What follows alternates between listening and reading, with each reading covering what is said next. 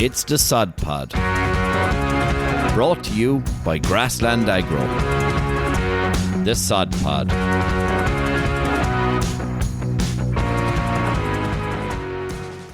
Hello, and welcome to the Sod Pod. We're here in the fabulous setting that is Kildalton Agricultural College. Davy and John are with me, but we have a special guest, a guy that'll probably have more insight than them two guys put together, James Ryan, Vice Principal. How are you doing, James? That's about it, huh, James? How are you? I'm great. Tell me this now. You have a big smoke head in you there. You look like a Tipperary man. I am, Nar Tipp, yeah. Good man yourself, like myself. It's quite funny. Two of them. Just before we hit record, the boys were saying we'll have no GEA talk on this episode. How did Clare get on the weekend, lads? I didn't see it, actually. I heard that Galan was flying it. I saw it now. Did you, James? Yeah, Good man. it, Thanks for that, yeah. Well, you're going backwards. You could do with John Conlon coming back centre back badly there. Yeah, we could have done with him in the semi-final. Myself and Dave were at the semi-final and we were badly stuck with for a centre back now. Limerick are way up though compared to this time last year. They didn't take the league seriously at all last year. No, they're a lot fresher in fairness. A lot of young blood going there, wasn't there? Yeah. Yeah, but you see the Limerick colleges is hurting us as well because me and Rogers and a few more of them are playing colleges. Remember Conor Lean there? He came on and he got a yellow card. Yeah. Are they playing with you well? Yeah, they're in the Fiskibben, is it? Yeah. That's tonight, isn't it? That's not tonight because this is Friday and we're doing this live, James, obviously. Okay. This goes straight out. But no, that is tonight, and I seen the football there last night. The weather was absolutely catmalogian. UCC won that, didn't they? UCC won Billy that. Morgan, 78 years of age, captain or the manager. Yeah. Sure, he won All Ireland with Cork back in 89-90. Double there. Yeah. Yeah, because they were all praising him. I missed Jesus. it, and they were just talking after it, and they were saying that he was a hero. So he must be a fair operator, in fairness. Apparently, yeah. Do you know? Well, actually, Limerick boys, you see them all in the stand against Clare, and they're going to their lights on the phone, waving around. They're losing and running themselves all together. Yeah, there's some vicious rumours that we won't get into there because we don't want JP suing us. Whatever about anyone else, JP. I'd say, to be honest, lads, you were so poor on the day. Some of the players could have been waving lights around their phone for Limerick as well now. Yeah. You put a bit of glass on it at the end there, but I think Limerick probably finished with 12 players. If you went off for the early showers, game over. I think at the end of it, lads, listen, do you know, it is still the league. We're only basing it off Munster Championship last year, James. Either of you Jameses. Yeah, but I think, look, see the way they've done with the league now with the football, that is it the people that finish high up get into this quarter final, they're guaranteed this place in the championship. They have to do something with the hurling to make it a bit more, that there is buy into the championship. Yeah, it's a good point, yeah. Bigger price to it, Yeah, I had a bit of bite because, but you're listening, the season will be over before we know it. The year is flying. 23rd of July is All Ireland final. Yeah. Jesus, yeah. And Tipp of the Great win above at Nolan Park. Don't skip over it. First time we won up there since 2008. That's some indictment though, isn't it? But with 3 injuries out of it. Yeah, that's a big trouble. Cadella's out for the season. Yeah. Barrett could be a month, is it? Barrett are saying 6-7 weeks. Yeah. Brian O'Mara 6 weeks, but that's a grind. So it's going to be tough for Brian now to get back up to match fitness. But please God, he gets back. Yeah. No, and like they were impressive enough now. Even though I thought Kilkenny were pouring the puck outs now, like their puck outs were atrocious. Yeah. Which when the Ballyhale lads come back in though, like are they going? Because there's another very important match on between Kilkenny and Tipp as well, the Dylan Quirk Memorial one. That's on Sunday, yeah. It'll be a big event and look for a great cause and a very tragic situation, you know. And what about on the other side of it then? The year slipping on, as we were saying. How have you many cows calved here on the college farm? Sure, if we look at the dairy side of things, we're gone about 105 or 6 cows calved out of 130 they're calving. So brilliant. We kind of we're over nearly 80% at 6 weeks there. Yeah, out to grass as well. Great ground conditions. Day and night, or just by day? Just by day at the moment, yeah. But going well. Very easy year so far, you know. Yeah, we would have had issues with mill fever last year. Okay. Not so much this year at all. Thank God, yeah. It's tough enough one. Yeah. Did you change anything up, James? Or? We didn't. We'd kind of paid a bit more attention maybe to the pre-calv and minerals, but nothing spectacular or anything. It's just, I know what happened. A lot better. We got one case so far, I think, but last year we were getting 7 and 8 cases, you know. But, and then you've nearly 10 subclinical for every one you get, you know, so you get a lot right rattle of the herd.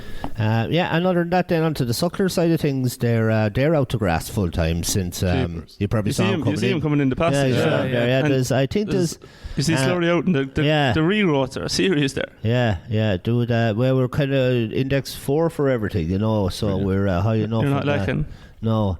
And all this, you know, trail and chew, LES, you see it all, yeah. But the calves settle down well outside. Some of the area we let out 10 maybe, I'd say best part of a fortnight to go, and now we have another 15 went out there this week, so settled down well there. And John O'Connor was over the sucklers, still over the sucklers. John is still over it, yeah. John kind of is over the sucklers. Be big man out to get out, you know, get out to early grass.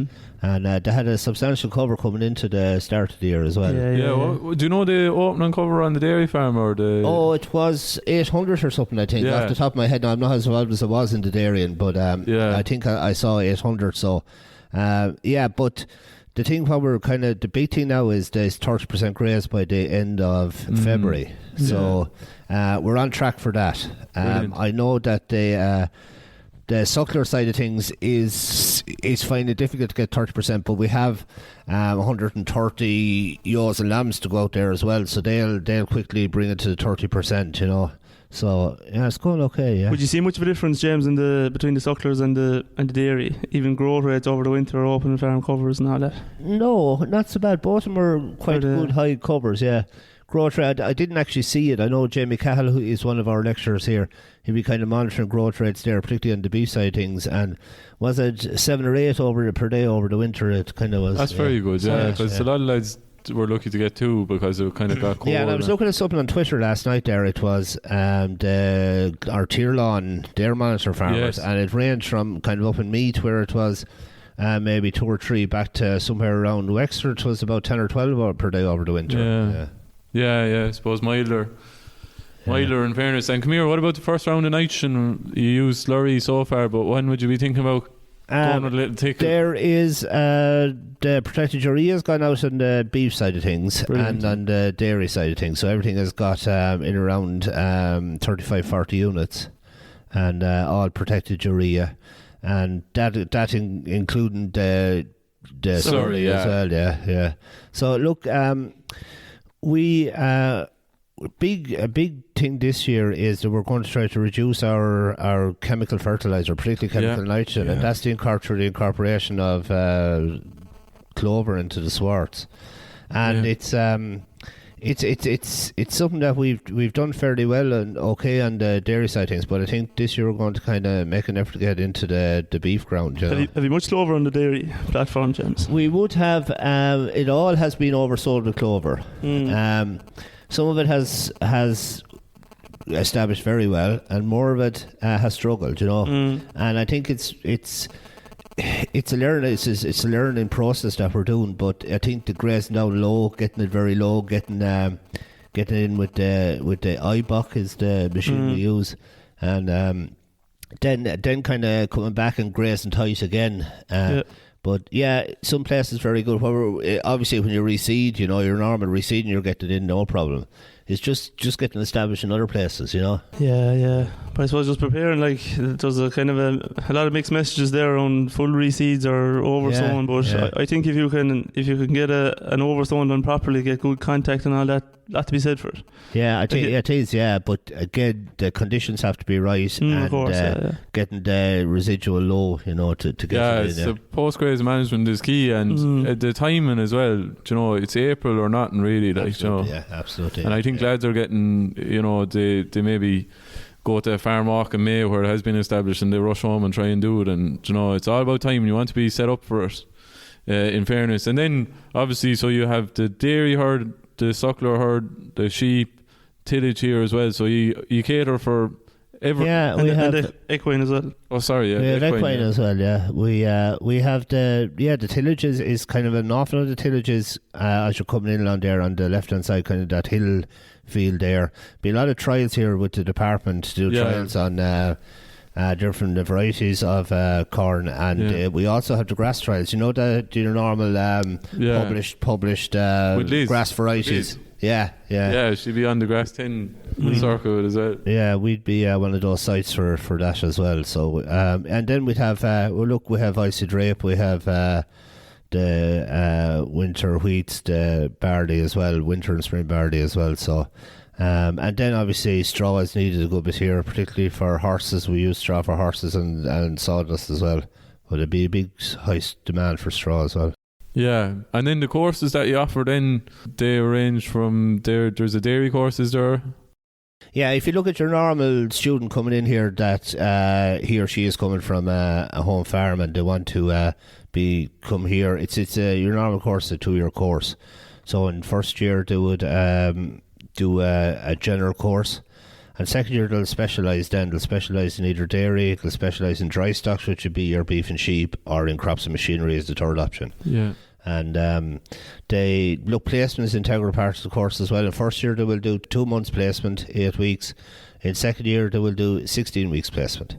So in second year they're basically here from September to Christmas. They don't come back after Christmas, or come back for exams for maybe 2 weeks, and then they're out for 16 weeks placement.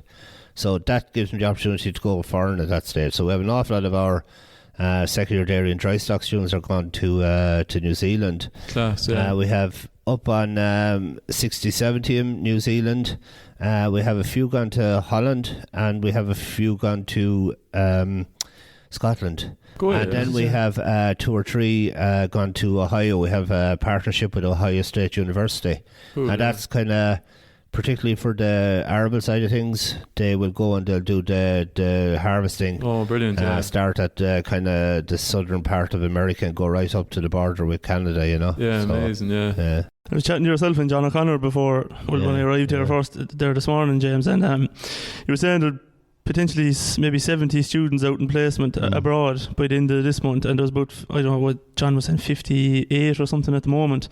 I know when I was here back in my day, I was out in placement in early 2016, but we went over to New Zealand. There was only about 10 or 12 of us went over. Like some amount of students going abroad, and I'd advise anyone to do it. Look, I spent a year in New Zealand myself, and I'd be similar. I'd advise everyone to go. I think it's twofold. I think they have been locked up for 2 years and they want to go. That's the big thing. And also they want to see the world. I think there's kind of a thinking within farming that has been removed, that you went to school, you done leave research, you went to college, and you went home. And that students, and particularly current agriculture student, wants to see a bit of the world. They want to be the same as their peers, doing business or doing commerce or doing nursing or whatever. They want to travel the world, and that's important to do that, and I'd be all for that as well, you know. Definitely, because you see, jeepers, half the countries outside in Australia now, you know, it's nearly hard to put together a hurling team. The amount of lads that are gone. Actually, it was quite funny. They have a group set up there. The first 2 or 3 posts on it was, you know, get to your nearest GA club in wherever it was in Invercargill or some of those places. Amazing, it's brilliant experience. So, and obviously the farm here is very impressive. It'd be dry by nature, probably. It's dry. We tend to burn up a lot in the summertime. Summertime would be a big problem for us, where we go into a deficit there, and we'd be feeding a lot of meal here, which we have to do most summers, particularly for the last 2 summers where we had these good summers, you know.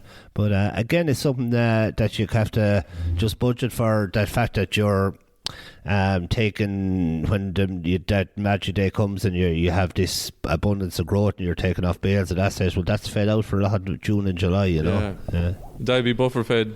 Buffer fed back out. And then up to 4 or 5 kilos. Or you would, you'd go around that mark, You'd go up to 4 or 5 kilos, you'd have to, you know. Yeah, that's the thing, sure. It's often the easiest way out of a little bit of a pinch, and I think, look, as an industry, as a dairy industry, we have to accept that, look, if we agree with global warming and we're going to get these warmer summers, that buffer feeding in the summers become part and parcel of your normal cycle, you know. And what would you think about the option of having a second forage available like they do in New Zealand? I'd be watching, and, you know, kind of Waikato, like, I've never been to New Zealand, Dave has, and you think that they feed not only grass, like, but a lot of lads in that kind of those drier regions, they'd have a clamp of maize as well. Yeah, you know, look, to it's go alongside something we haven't thought of. Like we're still doing the, feeding out surplus bales of silage that we've made, or we rely on meal, But no, we haven't thought of a second forage. No. Yeah, it's probably not harsh enough, and it's just down to your stocking rate as well. Like you're not overly. We're running. We're your normal stocking rate. We're 2.5. A cow to the acre in all terms. 2.5 cows per hectare. Yeah. Mm-hmm. Yeah, no, it's a big thing, like, but it's one that I suppose bears thinking about for everyone, because, like, if you're overstocking the platform with the way things are going, it's probably you have a little bit more additional cost. Like if you push that up to 3.5 and 3.7, like some lads do, like there is a very sharp deficit there you can get yourself into. Absolutely, and I think that look, we would have looked at pushing it up to high 2.8, 2.9, touching 3, and look, we have to realise now that sustainability is what it's all about. It's and is a stocking rate of 3 sustainable?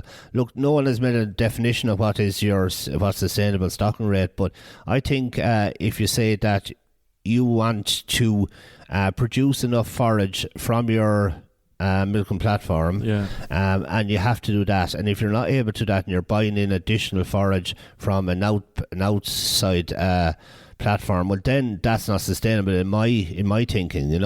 I think sustainability is all about matching demand of your herd to the land area you have and what that produces. You're probably maxed out, James, at the grass you can grow. Like there's probably only fine margins you can get now. Like the biggest limiting factor is just going to be climate, really. Absolutely, David. Yeah, we are. We run a stocking rate of what I said there, and we try to keep it. What your farm can run.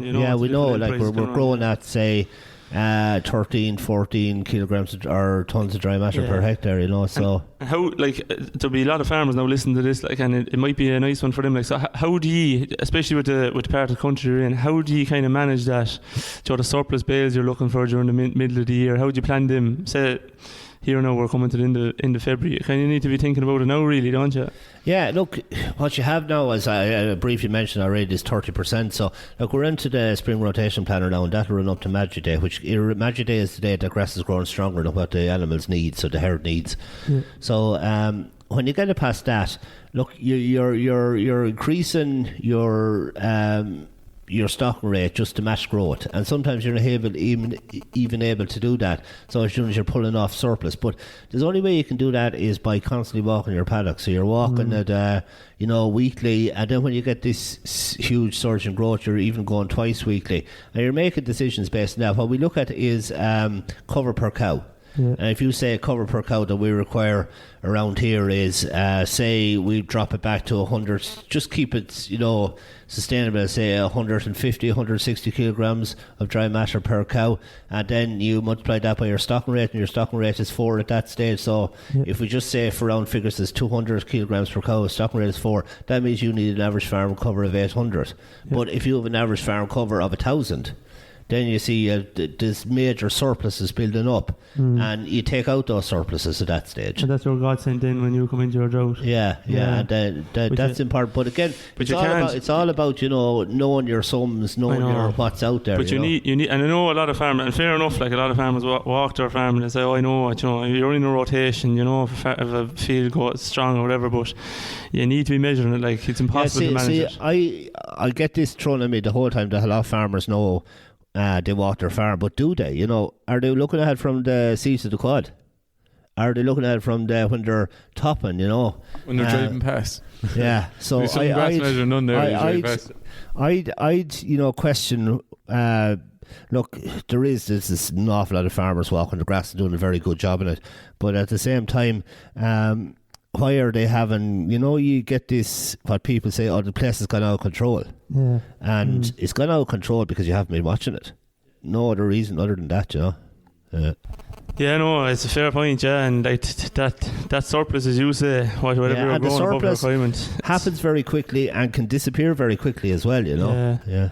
And that could, John was saying there, maybe growing a crop of maize or something.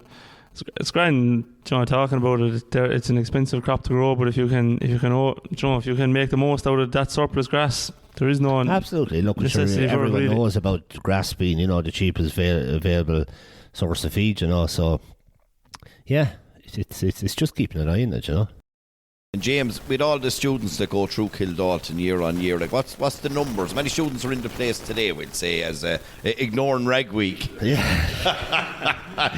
Next week. We were brought in to kill time, I think, by Eva. You went out with yourself last night? I think Eva was out herself, was she there? That's why she brought us in. I'd say that. If you take about 1,400 students here per year, of which we'd have in around... we have a big partnership with SETU, or formerly WIT.